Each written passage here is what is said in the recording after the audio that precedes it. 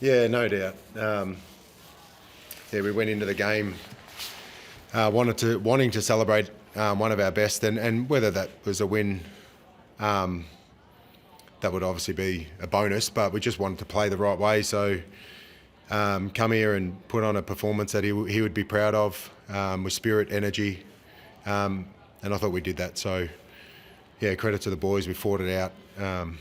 Wasn't the prettiest game, but when we're sitting where we are and going through what we're doing or what we're going through on our build, we'll take these wins and celebrate them because they're really important for our group. It was a seriously tough slog out there. What did you say to the guys in three-quarter time after not scoring a goal in the second and third quarter? Yeah, well, it's a hard one. You can get frustrated with that, but at the same time, our defence was holding up, so it wasn't like we were getting peppered or getting dominated on the scoreboard. It was just one of those games. Like, our execution, we'll look at. We missed opportunities to punish them on the scoreboard on turnover, and they would be saying exactly the same thing. So in a game like that, it's just making sure you're not getting frustrated and going outside of our game plan. So I thought, to our boys' credit, in the second quarter we did lose our way a little bit. We didn't play the right way, but the adjustments of what our leaders did out there in the third quarter, like I said, we didn't get the reward on the scoreboard, but we started playing the right way. And I just love the fight in the last quarter. Our pressure was through the roof. Our organisation of our leaders out there in a tight game scenario, I thought was terrific. And like I said, while we're going through, while we're trying to climb our way back up the ladder, these situations and moments are very, very good for our younger boys. So, really excited. What do you think was behind all those errors in the second and third quarters? Because it wasn't just one side making it, it was both sides, and it seemed like all the errors were as teams are going into like 50. Yeah. Well, it's a funny one. You can look on paper and you can see both teams have got a pretty solid or an experienced defence and a really inexperienced forward line. So the synergy on connection inside 50 for us has been an issue. He's going to take a little bit of time without Lynchy there. So that's been an issue for us for a little while. But the way our backs stood up, the way our midfielders kept fighting, it just kept us in the game. So, both teams play a different brand.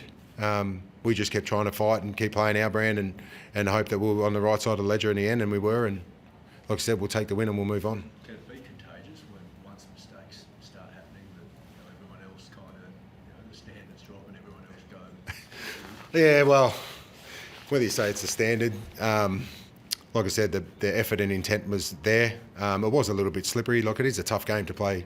I think Collingwood on top of the ladder and didn't kick a goal for the first half last night. So it is a tough game. And execution inside forward 50 is tough at AFL level. So everyone's working on it. Everyone's trying to get better at it. Like I said, I was just wrapped with the response, and we were able to hit the scoreboard in the last, which was nice. You had a similarly long goal drought against Sydney about a month ago.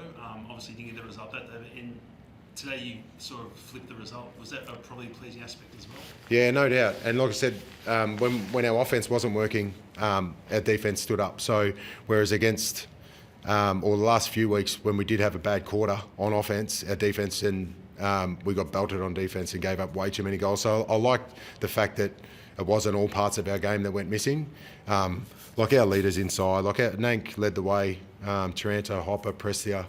Like Jack Ross's job on Merritt in the second half, I think he kept him to 9 or 10 possessions in a half of footy, which is bloody tough to do. So our leaders led the way, and our young boys gave some real spark and energy. And when we sit in a room and we review and we look at the game, we've got split personalities. Our older boys call it an ugly game. Our younger boys have got a massive smile on their face, and it's some of them haven't won too often, and they're just enjoying the ride. So.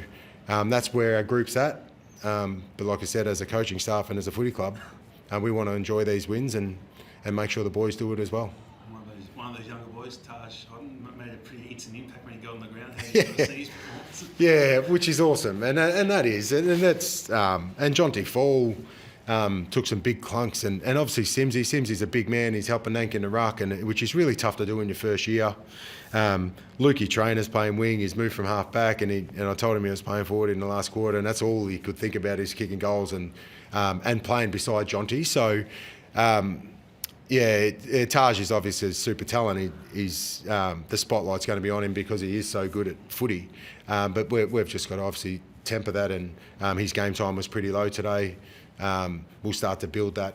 But he is a highly talented kid, and he does give our the boys around him a bit of a spark because the things he does on the field is really hard to coach, and it's exciting for our footy club. So yeah, first step in hopefully a long journey.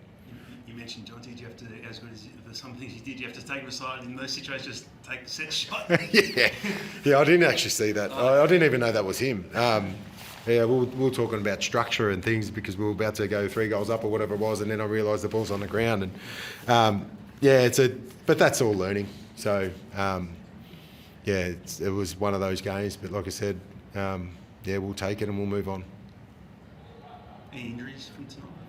No, luckily we got through. Yeah, we've had a tough few weeks on the injury front. I think our VFL boys only had 5 or 6 AFL listed guys playing down there today, so we should get a couple back next week, which is nice. I think Harry Armstrong will be available, and Jasper Alger's ankle isn't as bad as first thought, so he had a nice session today.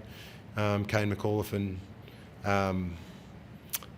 one other might be a couple of weeks away. So yeah, we're starting to get a few back, which is nice.